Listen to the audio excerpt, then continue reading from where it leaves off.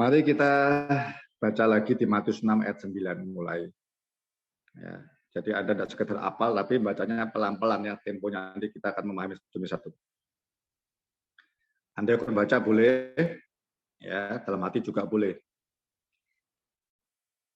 Karena itu berdoalah demikian. Matius 6 ayat 9. Bapa kami yang di surga, dikuduskanlah namamu, datanglah kerajaanmu, jadilah kehendakmu di bumi seperti di surga. Berikanlah kami pada hari ini makanan kami yang secukupnya. Dan ampunilah kami akan kesalahan kami, seperti kami juga mengampuni orang yang bersalah kepada kami. Ini ada teks lain yang mengatakan ampuni kesalahan itu seperti orang menghapuskan hutangnya, gitu ya. Dan janganlah membawa kami ke dalam pencobaan, tetapi lepaskanlah kami daripada yang jahat. Karena Engkaulah Bapa yang empunya kerajaan dan kuasa dan kemuliaan sampai selama-lamanya. Kita masuk bagian yang doa yang kedua. Ya. Datanglah kerajaanmu. Ya, kok diterjemahkan harusnya di bumi seperti di surga. Datanglah kerajaanmu supaya di bumi itu seperti di surga. Ya. Karena di surga itu bentuknya kerajaan. Yang pertama kita perlu memahami itu. Ya, Anda bisa lihat di Mazmur banyak itu ya, Daud cerita tentang kerajaan Allah gitu ya. Orang-orang Yahudi ngerti surganya mereka itu, juga surganya kita itu kerajaan Allah. Berupa kerajaan. Bukan taman bunga, bukan macam-macamnya, tempat bidadari dan sebagainya. Kerajaan. Di Perjanjian Baru kita lihat Yohanes Pembaptis memberitahukan apa? Bertobatlah sebab kerajaan Allah sudah dekat. Kerajaan. Yesus sama. Anda lihat di Matius banyak ayatnya ya. Bahkan Yesus memberitakan Injil kerajaan Allah. Dia memerintahkan kepada para muridnya memberitakan Injil kerajaan Allah. Ya. Kerajaan. Jadi yang pertama kita harus paham betul bahwa surganya kita, anak-anak Allah ini, lewat Yesus ini ya, itu bentuknya kerajaan. Ya, saya rasa harus kita ngerti ini dulu. Ya. Secara tidak langsung, saudara, kalau Anda baca Alkitab, ya, khususnya Perjanjian Baru, itu ada beberapa yang tersirat bahwa itu sebenarnya kerajaan. Contohnya, ketika kita belajar kemarin Roh Kudus ya, tanya juga di Yohanes 4 dikatakan Yesus pada perempuan Samaria, saatnya telah tiba sekarang bahwa engkau harus menyembah Bapa dalam roh dan kebenaran. Ya. Worship itu, kata aslinya worship itu hanya untuk menyembah kepada raja. Ya. Nyembah. Nggak boleh nyembah patung, nggak boleh nyembah orang, nggak boleh. Ya. Nyembah itu kepada raja. Bapak itu raja. Ya. Disembah. Nah, selain kalau Yesus cerita masalah kamu tidak bisa mengabdi atau berbakti kepada dua tuan, Allah atau Mamon, sama konteksnya. Tidak bisa mengabdi atau berbakti. Itu konteksnya kerajaan. Ya. Kalau mau lebih jelasnya, Anda berapa kali saya sampaikan Matius 5 dan Matius 7, itu seperti undang-undang dasarnya kerajaan Allah. Ya, ketika Yesus datang, kemudian di sana ke surga, terus bahkan Allah Bapa, itu hak kerajaannya diberikan kepada Yesus sebagai raja dia nanti. Ya, dia diutus sebagai raja. Bapak yang mengendalikan semuanya ya. Ya Bapak itu kalau Daniel lihat itu kudus kemuliaan yang tua ya. Rambutnya putih berkemilauan. Ya. Ada undang-undangnya. Ya, oke saya tunggu sedikit ya. Kalau bicara masalah kerajaan itu tentunya satu ada rajanya pasti. Bapak Yesus ya, rajanya ada. Yang kedua, kerajaan itu pasti ada sistem pemerintahannya. Nah, itu firman Tuhan. Alkitab itu kita akan belajar ngerti bagaimana nanti kita hidup di kerajaan Allah nanti. Dimulai dari di sini. Ya. Nah, undang-undang dasarnya sudah dikasih tahu. Matius 5 sampai 7. Itu betul-betul frontal, tidak ada agama lain termasuk Taurat yang menjelaskan seperti itu.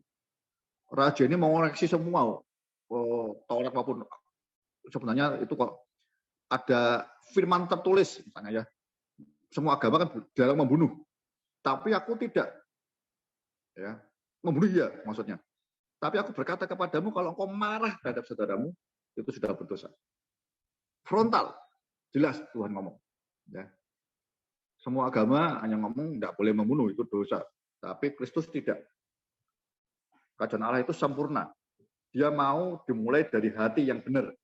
Bukan tingkah laku dulu. Kalau Taurat kan janganlah, itu ngatur tingkah laku. Tapi kalau di kerajaan Allah, di perjanjian baru dijelaskan apa? Berbahagialah kita orang yang miskin di hadapan Allah yang akan ampunnya kerajaan Allah. Jadi penghuni kerajaan Allah itu orang yang miskin di hadapan Allah tapi ya, bukan miskin di hadapan manusia dunia tidak. Miskin itu artinya betul-betul merasa tidak punya apa-apa, tidak bisa apa-apa dan hidupnya hanya bergantung kepada pertolongan Tuhan, itu miskin. Ya, miskin, ada satu pendeta dijelaskan itu seperti bangkrut habis. Ya. Jadi orang-orang ini hanya tidak punya apa-apa, tapi dia justru saat itu bisa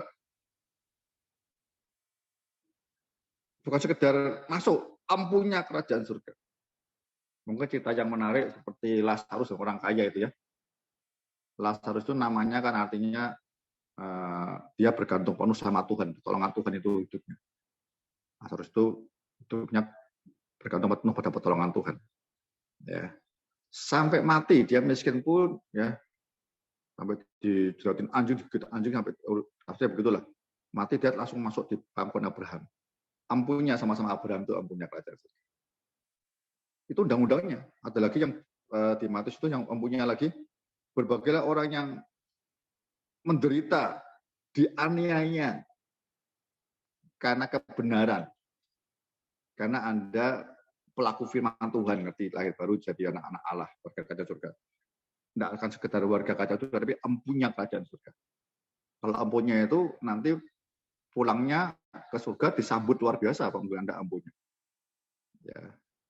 Anda kalau kita belajar kemarin di 7 jemaat di kitab Wahyu, itu ada beberapa hal dikatakan di Laodikia misalnya.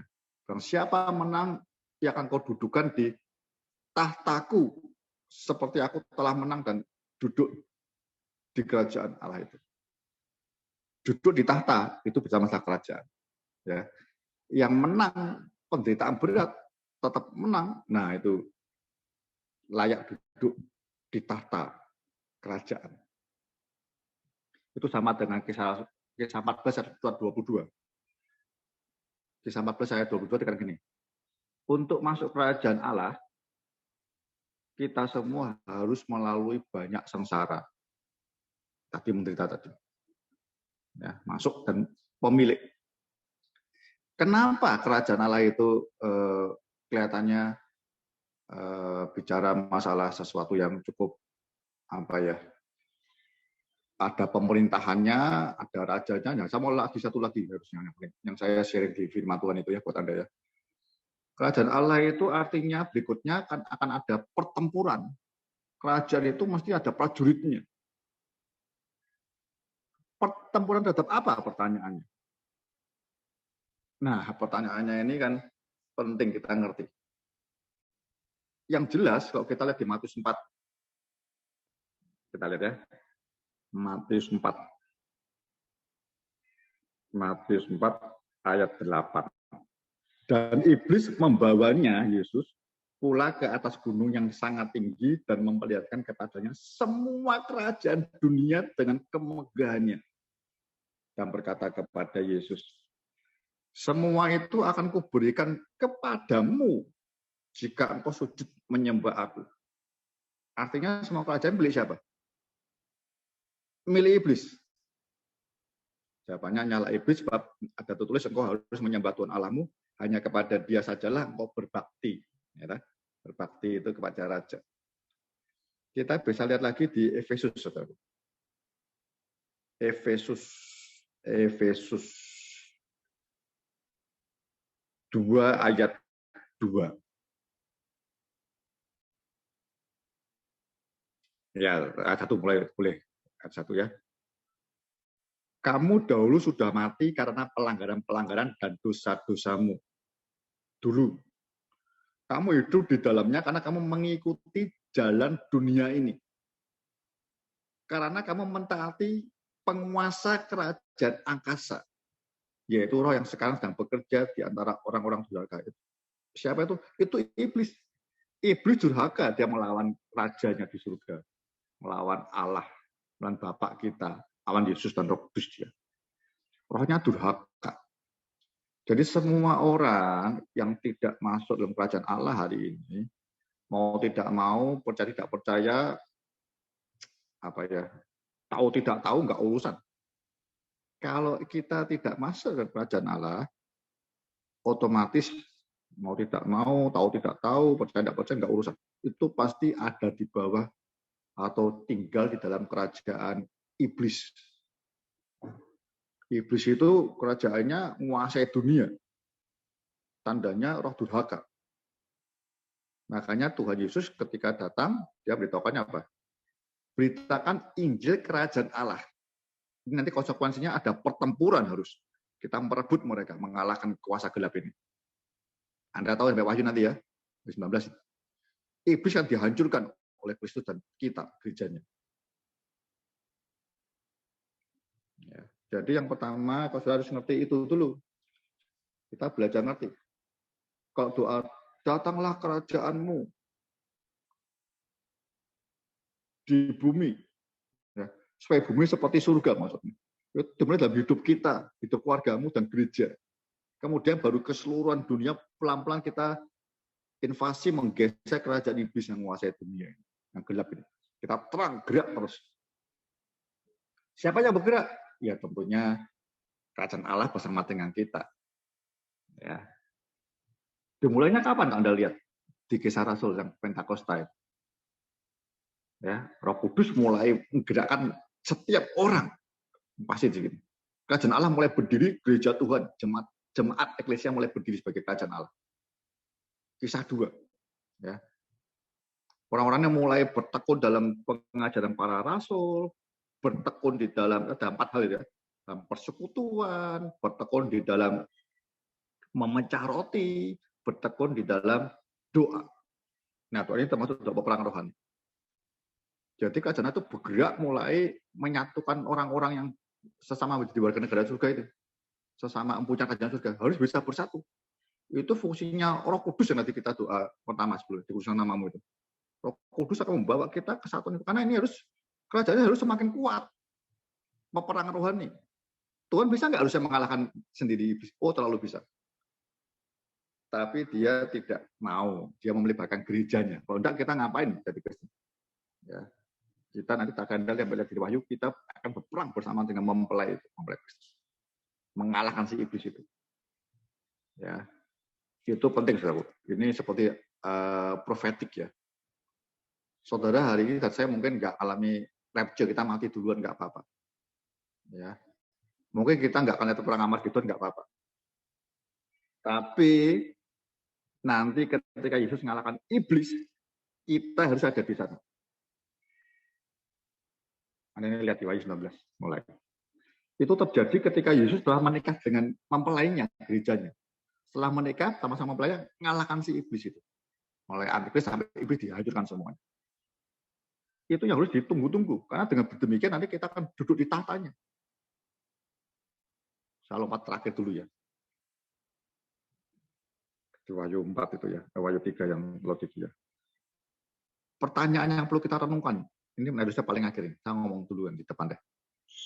Janji dia, dan siapa menang sebagai kerajaan surga, sebagai ilmunya kerajaan surga sampai akhir, ya, kalahkan iblis itu, akan kududukan Ya mungkin kalau nggak kalahkan iblis hari ini kita meninggal dulu, tapi kondisi menang, kata Paulus.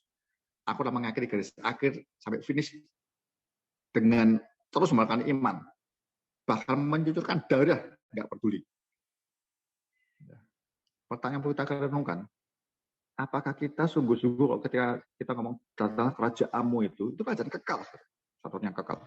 Kerajaan iblis dan kerajaan maut akan dihancurkan. Anda di Wahyu ada ya, kerajaan maut, iblis sangatnya maut, ya, buat orang mati, orang ketakutan mati semua, akan dihancurkan. Ketika Yesus bangkit, dia sudah menang. Tapi dia akan menghancurkan bersama-sama kita gerejanya. Pertanyaan kita renungkan, apakah kita ini sesungguhnya hari ini ketika berdoa, datanglah kerajaanmu, kita tahu itu kekal dan kita mau bukan sekedar masuk surga, tapi kita empunya, artinya kita akan duduk di samping Kristus. Kalau Anda tidak ngerti perkara-perkara yang kekal seperti ini, ya, ada kita orang anak-anak Tuhan nggak mengerti perkara-perkara yang rewarded, bukan upah ya. Upah itu berkat, kuasa hari ini, nikmati mujizatnya, itu upah hari ini. Tapi reward itu nanti. Kalau Anda berdoa datang kerajaanmu, itu tidak hanya sekedar pertempuran rohani hari ini di sini, tapi kita akan memenangkan sampai akhir dan kita punya kerinduan yang Yesus rindukan reward-nya sebagai para pemenang semua. Apa tuh reward? Pahala, penghargaannya. Duduk di samping Kristus di tahtanya. Ini yang saya renungkan hari-hari ini. Apakah aku kepingin sih melebihi segala berkat, segala kuasa, segala hal yang kita pengenkan di dunia ini? Kalau enggak, saya berdoa diri saya dan saudara semua ngerti perkara datanglah kerajaanmu itu kerinduan sungguh-sungguh, karena ini kekal sampai kita, sampai saya itu mau menang mengatasi segala hal kedagingan, sulitnya hidup, tetap setia sampai akhir dan menang, supaya aku bisa duduk di tahtanya. Di nas lain di Wahyu 2 dan 3 itu ada dikatakan memerintah bangsa-bangsa. Petrus ngerti itu, makanya dia sebutkan ada seperti di Ulangan ya. Kita ini imamat rajani, saudara. Tapi saya kalau nggak yakin ya, nggak banyak kita. Nanti kita lihat, kayak Budi ini lihat nih, jadi maki-maki orang, sikapnya apa? Harus sikap benar Pak Budi, kudus. Karena kalau kita nggak benar, waduh, kalau Anda ngerti kerajaanmu, nanti Anda bisa berdoa, kuatkan aku ya. Roh yang mengintimidasi dipatahkan nama Yesus dan sebagainya. Saudara mau duduk di tahtanya gitu. Nanti kalau kita ikut-ikutan males itu ya. Nah, lalu kalau suatu saat kita ada di tahtanya, orang itu kan ingat, oh ini dulu yang tak maki-maki, dia balas maki-maki saya. Tidak layak itu duduk di samping tahta Yesus. Malu Yesus.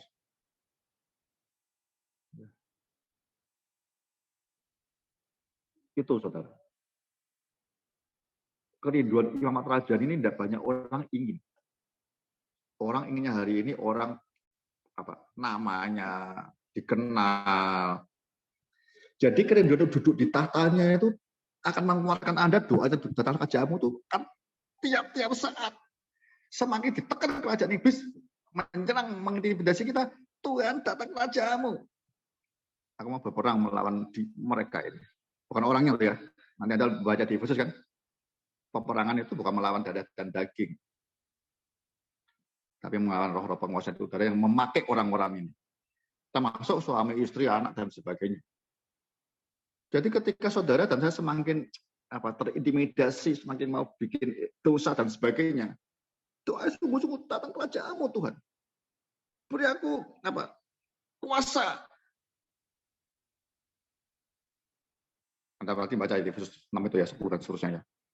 Kalau Anda ngerti itu, kita selalu tiap hari akan berjaga-jaga dengan mengenakan seluruh perlengkapan senjata Allah. Jangan sampai Anda keluar rumah tanpa diperlengkapi dengan perlengkapan senjata Allah. Jadi kita harus jadi prajurit Kristus hari ini. Kalau enggak kita store hidup kepada iblis, dibantai kita nanti di luar. Tapi berapa banyak orang yang nyadari itu? Kerinduannya hanya sesuatu yang sementara, kita mau berkat di sini, mau hal yang nikmat dan sebagainya di sini, tapi kita lupa mengenakan seluruh perlengkapan senjata Allah yang sudah sediakan semuanya. Kita tinggal pakai.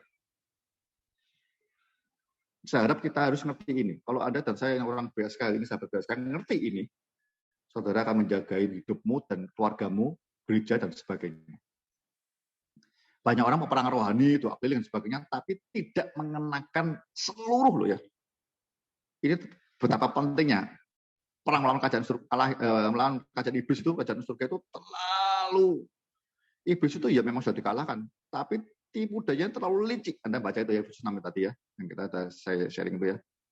Anda baca, Anda ngerti.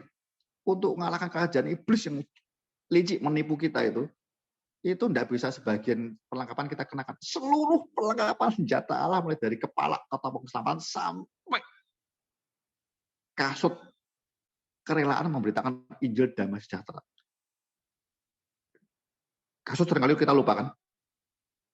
Tidak banyak orang mengenakan kasut itu. Beritakan Injil dengan damai sejahtera, minta orang shalom ya. Pak Budi misalnya tadi kita baca rohani ya, yang mulai masuk ya. Ketika Pak Budi bisa bahasa roh atau berdoa, Tuhan shalom Tuhan. Tuhan shalom mengalir dari diriku, mengalir ke belakang. Nah itu perang rohani itu. Orang-orang ini tenang, shalom, damai sejahtera, dia tenang semua. Ya, itu memang dahsyat untuk bisa perangan yang orang durhaka semua tuh, maunya nyoba-nyoba, saling melanggar, saling apalah. Banyak perkara itu kan memang roh durhaka semua, tidak ada tunduk, tidak ada ketaatan dengan pemerintah. Ya. Peperangan rohani. Kita akan rindukan, kalau kita ngerti tata kerajaanmu, kita tiap pagi, tiap keluar rumah harus kita udah ngerti pelakuan jatah Allah. Karena kerajaan surga itu, peperangannya tuh ya lewat kita, pakai kita. Ya. Yang berikutnya, saya mau sampaikan sikap bagaimana yang kita harus mengerti. Ya. Anda ingat semua ya. Yang pertama tentunya cerita Nikodemus. Ya. Bagaimana untuk kita bisa, karena kerajaanmu bisa betul datang, kita hidup di dalamnya, menikmati kemenangan demi kemenangan. Yang jelas harus lahir baru. Tidak bisa tidak. Nah, lahir baru ini bukan sekedar kita jadi Kristen, katekisasi, dibaptis, selesai, tidak. Video atau apa namanya, enggak. Lahir baru itu begitu kita lahir baru terima Yesus, ya, dan Roh Kudus hidup kita, harusnya yang pertama kali dia bilang apa? Kita akan melihat kerajaan surga itu. Jadi bukan sekedar dikhotbahi, tapi secara roh kita akan melihat surga itu. Kalau Anda lahir baru, dan saya lahir baru betul menjadi anak Allah, mesti lihat kerajaan surga itu. Nah, secara roh, secara apalah, hati, pokok lihat. Tandanya lihat apa? Kepengen masuk berarti. Nomor kedua, kalau engkau tidak lahir baru, engkau nggak akan lihat. Kalau engkau tidak dari air dan roh, engkau tidak akan masuk ke dalamnya. Hari ini saya tidak mau menghakimi, tapi tiap orang kita bisa cek introspeksi diri, kelainan baru kita. Sejak kita jadi Kristen sampai hari ini, apakah kita ini sedang rindu berjalan memasuki kerajaan Allah yang kekal itu atau tidak? Atau kita santai, kepingin receh-recehnya, kepingin berkah-berkah kecil-kecil kerajaan Allah, atau kita memang pengen masuk memerintah bersama dengan Yesus? Itu akan kita akan bergairah sungguh-sungguh. Roh Kudus itu kan nuntun ya. Saudara, saya ini agak sedih ya. Nggak tahu Pentakosta hari ini saya ini sedih. Ya, gereja saya di sini Pentakosta ada doa 10 hari gitu ya. Lalu saya kemarin khotbah itu, lalu saya dengarkan Tuhan begini. Saya itu apa ya, Tuhan hari ini kok Pentakosta dari tahun ke tahun kok tidak meledak seperti Pentakosta waktu itu. Ya kalau dikasih nomor orang-orang Pentakosta ngomong ada Pentakosta kedua. Susah. Gereja tertentu ngomong ada Pentakosta ketiga. Boleh-boleh aja kerinduannya. Tapi tandanya Pentakosta itu harusnya apa? Yang padahal disampaikan. Ketika Roh Kudus memenuhi hidupmu bergerak, ya, kerajaan Allah ditegakkan hari ini. Orang sadar warga kerajaan surga. Apa yang terjadi? Ada 4 hal tadi. Mereka bertekun. Ingat ya, kata kunci bertekun itu penting.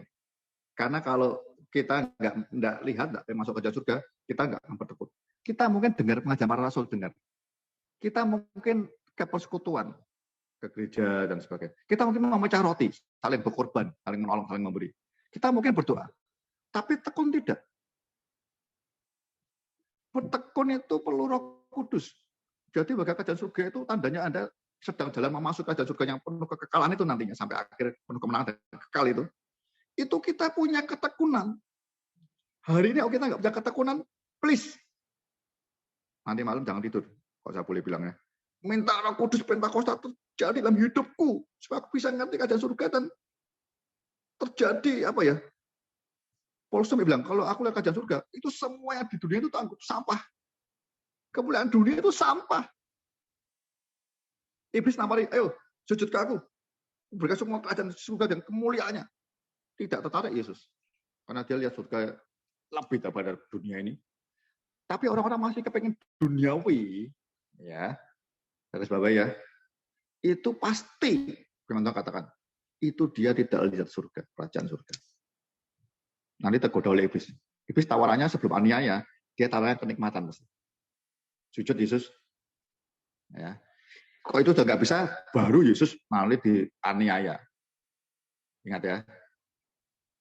Kalau Anda sudah nikmati berkatnya ditawarkan iblis, kenikmatan dunia, diterima oke. Ya sepertinya nggak ada aniaya sih.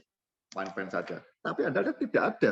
Kerajaan surga itu mesti, kalau kita warga kerajaan surga, apalagi umumnya kerajaan surga, memerintah bersama Yesus kerajaan surga, pasti kerajaan iblis nyerang kita. Pasti itu. Anda bisa lihat di Alkitab banyak.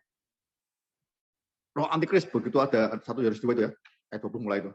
Begitu Anda dan saya mulai nggak sungguh-sungguh, nggak bertekun, itu artinya antikris sudah mulai menguasai kita. Apa antikris itu? Itu rohnya kerajaan.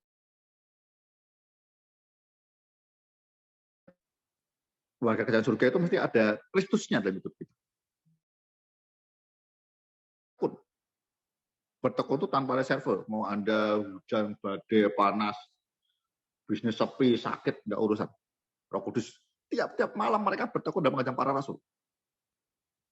Rasul ya. Sebagai ya, di Alkitab rasul itu tandanya cuma satu. Anda lihat pemilihan diaken itu, di sana menurut 1 Juli ya. Apa Petrus ngomong apa? Silakan pilih orang-orang diaken yang akan melayani hal-hal yang lain, sosial yang pokoknya hal yang lain, berdoa dan firman.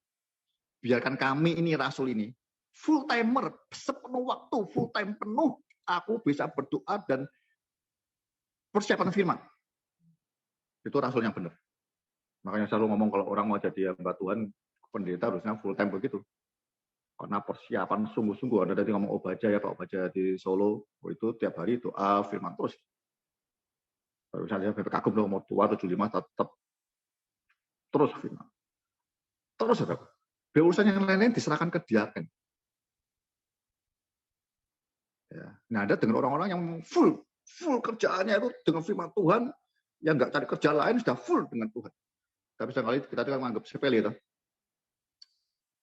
Hamba Tuhan malas di kamar terus. Banyak orang kalau nggak ngerti kerajaan surga, dia kira urusan kerajaan surga itu enteng. Ya, kerja lebih berat 8 jam lebih susah. Oh, coba Anda berdoa siapkan firman 8 jam sehari, kalau nggak lebih susah. Ayo, berdiam, belajar firman, buka-buka Alkitab, belajar terus. Kira-kira gitu, saudara. Ya. Jadi pertama lahir baru ngerti masuk. Nanti kan Roh Kudus nonton sampai kita ngerti kata tekun. Tekun itu sungguh-sungguh. Karena begitu nggak sungguh-sungguh, kita harus sadar penuh. Kering, harus mengingatkan. Ini kamu baru nggak sadar lagi loh, kamu baru berhenti lagi. Nggak masuk kerajaan surga lagi. Antikris mulai menguasai kita. Yang kedua, kalau kita lihat di Matius 7, 21. Bukan setiap orang yang berseru kepadaku, Tuhan, Tuhan, akan masuk ke dalam kerajaan surga. Melainkan dia yang melakukan kehendak Bapa-Ku yang di surga. Melakukan kehendak Bapa, Raja itu yang sesungguhnya Raja sejati. Firman-Nya dilakukan, bukan dipelajari, kita studi, Bible studi, sudah senang kita. Bukan. Makanya Bapak Pesan dorong kita semua, termasuk saya terutama, lakukan. Warga kerajaan surga, pengen masuk surga, mesti hatinya melakukan. Bukan sekedar merenung, menyimak, tidak. Melakukan. Karena dengan melakukan itu kita sudah berjalan ke arah kerajaan surga. Dengan melakukan itu Anda akan ketemu pertolongannya, kesulitannya, segalanya kita akan diajar Roh Kudus nanti. Bagaimana firman, yang penting firman itu bisa jadi. Memasuk seperti itu. Ini sama dengan penabur harusnya. Yang benih atau di pinggir jalan ya. Itu kan begitu. Itu orang yang mendengar tidak mengerti. Jadi urutannya diurutkan ya sebenarnya kalau saya mau ngomong. Mengerti dulu, baru melakukan. Tapi orang tua-tua ya nggak apa-apa. Langsung melakukan ya nggak apa-apa. Percaya lakukan sudah, gitu aja. Karena orang tua-tua ngerti kan susah. Kalau ada yang masih muda-muda begini, ngerti, setiap kali firman belajar biasa ini langsung dimengerti. Ya. Jadi Anda memperhatikan, menyimaknya itu langsung membayangkan, oh seperti ini. Dimengerti sampai ini melakukannya seperti apa. Nanti kan bisa muncul pertanyaan. Mengerti, dilakukan. Sebelumnya dibayangkan melakukannya seperti apa. Kerjakan. Ya, saudara. Tanda yang ketiga yang kita lihat tadi di Efesus 6 tadi. Ya. Tanda yang ketiga, kita ini betul karena kerajaanmu kita minta itu sungguh-sungguh dan kita tidak sekedar minta doanya apalan, kita akan bergerak dalamnya, kita akan melakukan pertempuran rohani. Saya rindu baca ulang ya, saya rindu yang baca di Efesus 6 ya. Sudah nggak tahu, saya harap semua sudah baca semua kan ya. Perlengkapan rohani, Efesus 4 ayat 10. Akhirnya, hendaklah kamu kuat di dalam Tuhan, di dalam kekuatan kuasanya. Kuat di dalam Tuhan, di dalam kerajaannya. Allah itu hanya memerintah, berkuasa di kerajaannya. Itu kerajaannya bisa memberi kekuatan, memberi perintah, mengayomi, memberi berkat sebagainya dalam kerajaannya. Ya, harus kita ngerti dan kuasanya. Kita perang itu menggunakan kuasa Allah. Kenakanlah seluruh perlengkapan senjata Allah. Seluruh itu kata kuncinya. Supaya kamu dapat bertahan melawan tipu muslihat iblis. Kata tadi sebenarnya itu penting ya. Jadi pertemuan rohani itu sebenarnya bukan kita menyatroni iblis. Cari tempat-tempat iblis, tidak usah. Kalau kita warga kerajaan surga dengan benar, melakukan kehendak Tuhan tadi, Matius 7:21, mesti iblis yang cari kita. Kalau Anda lihat teksnya, bahasa aslinya ini, ya di Yesus namanya, perlengkapan senjata Allah itu semua berat, tamengnya itu berat, hampir setinggi badan kita, saudara. Jadi mustahil kita bisa nyerang musuh, nggak mungkin. Kita hanya bisa bertahan, tapi pakai pedang, firman Allah itu pedang roh. Itu yang undang-undangnya itu ya, firman Allah itu pedang roh. Jadi, ya ini saya nggak tahu ya, Anda suka dua-dua keliling, mungkin ya nggak apa-apa sih. Tapi sesungguhnya peperangan itu kita bisa merasa katanya berperang ya. Tapi yang tipu iblis seperti ini, tipu muslihatnya, ya, kita nggak sadari. Tandanya pokoknya kalau Anda dan saya benar, tadi Kisah 14 ayat 22, kalau masuk kerajaan surga itu tandanya mesti sengsara. Karena kerajaan kegelapan yang dulu menguasai hidup kita sebelum kita sebelum kita pindah ke kerajaan terang, kerajaan surga itu, dia nggak mungkin mau melepaskan kita. Tipu muslihatnya itu yang bahaya. Jadi kita bertahan, Anda lihat kenakan semuanya ya. Tak baca langsung aja ya. Karena perjuangan kita bukanlah melawan darah dan daging, bukan orang yang tin itu buat kita ngamuk, bukan. Ya, itu roh lain buat kita biar kita tidak melakukan kehendak Tuhan dengan benar. Waktu itu kita baca kekudusan. Tetapi melawan pemerintah, melawan penguasa-penguasa, melawan penghulu-penghulu, dunia yang gelap, dan melawan roh-roh jahat di udara. Sebab itu ambillah seluruh perlengkapan, seluruh lagi, apa pentingnya, senjata Allah, supaya kamu dapat mengadakan perlawanan. Perlawanan itu bukan nyerang ya, perlawanan itu bertahan. Kalau dia nyerang kita, dia dekat kita sikat pada hari yang jahat itu, dan tetap berdiri sesudah kamu menyelesaikan segala sesuatu. Jadi berdirilah tegap, sikap tegap itu berani, tidak lari. dan berikan pinggangkan kebenaran, ya, firman Tuhan kebenaran. Baju silahkan keadilan.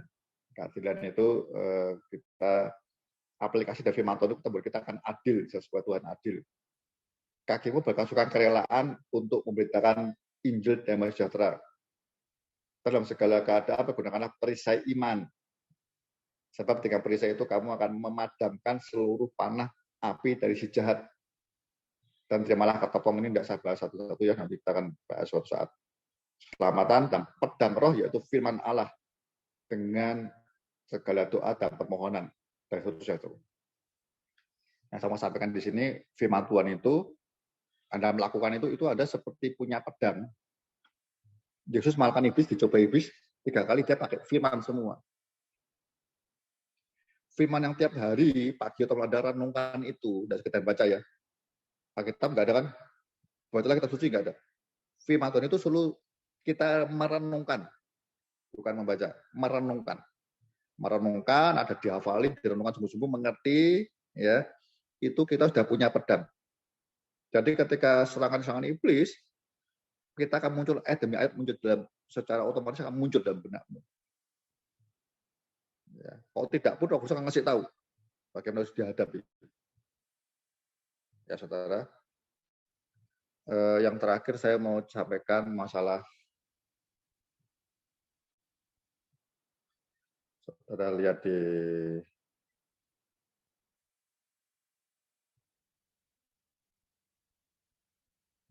Matius 14.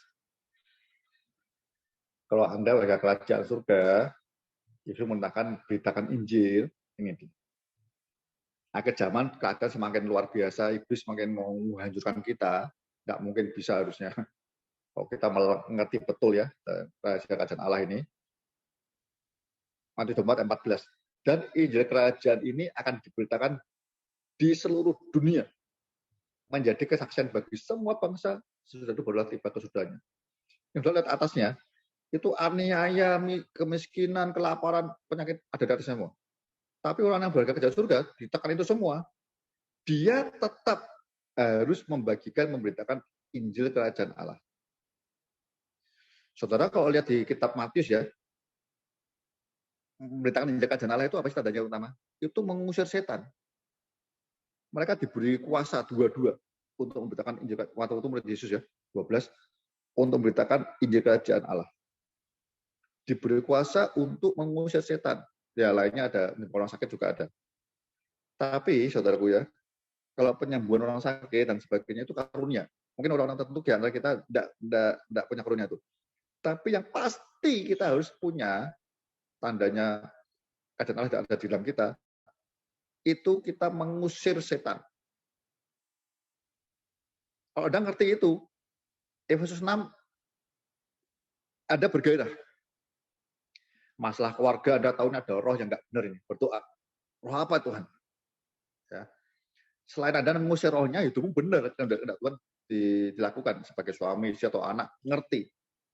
Suami bagaimana lakukan, tapi satu sisi Anda diberi tugas untuk memberitakan Injil kerajaan surga, dalam satu sisi sebelum Injil itu diberitakan, orang mengerti, kita harus tahu tentang mengusir kuasa gelap, mengusir roh-roh jahat. Anda yang belum tahu, ini praktek ya. Saya percaya kalau Anda ngerti begini tiap malam dengan Roh Kudus, dengan firman Tuhan, mereka dituntun. Ya, hal-hal yang mau menekan Anda, entah pekerjaan, entah termasuk COVID dan sebagainya, Anda akan ngerti. Ini apa sih? Rohnya apa sih? Yang membuat iman kita padam semua. Tadi misalnya ya, kan kita dulu pernah ngomong kan, ini online ini kan bahaya gitu ya. Ya kan? Tadi ya kata bertekun dalam pengajaran para rasul, bertekun dalam persekutuan dan sebagainya, itu memecah roti apalagi. Itu bukan online. Itu orang bertindak keluar dari rumah ke tempat persekutuan itu. Itu perlu bertekun. Kalau online saya rasa nggak bertekun ya, ada bangun tidur, klik, habis, cuci muka, udah terjadi. Itu nggak perlu Roh Kudus, saya bilang. Dipakai untuk misi, iya, saya setuju. Tapi kalau untuk penggenapan rencana Allah, saya rasa tidak. Itu iblis yang bekerja. Ya, kita nggak akan ada acara bertekun. Kalau bertekun itu Anda pergi macet-macet, ya, emosi-emosi, minta tolong Roh Kudus, nah itu bertekun itu. Itu pun Roh Kudus. Kalau ada mau bertekun sungguh-sungguh, ngerti ini berat mau bertekun, itu masih doanya minta Roh Kudus pimpin. Yang kedua ya peperangan rohani itu tidak bisa tidak. Bertekun dalam pengajaran Rasul, dalam persekutuan, dalam memecah roti. Ya. Bayangkan ya, ini memecah roti berbagi hidup ya saudara ya. Saling harta mereka, harta milik bersama. Itu kepada 3.000 orang berbagai macam bangsa loh. Ya sebagian besar suku-suku Israel yang telah di perantauan dari sebelah timur sampai Persia, Babel, ya, Syria, sampai Roma, sampai Afrika. Itu kan waktu penuh Roh Kudus bahasanya masing-masing mereka dengar semua. Yunani, Kreta sudah semua kena semua. Itu mereka nggak saling kenal, bisa bersatu itu Roh Kudus. Tekun loh bersatunya loh. Mereka milik bersamanya punya harta berbagi. Yang bergerak yang mana? Mesti yang digerakkan. Yang punya harta dong. Nggak kenal siapa orang, ini orang negro, ya orang Ethiopia, masuk rumahnya dia. Itu kan di Bait Allah 3.000 orang lama-lama kan ketahuan.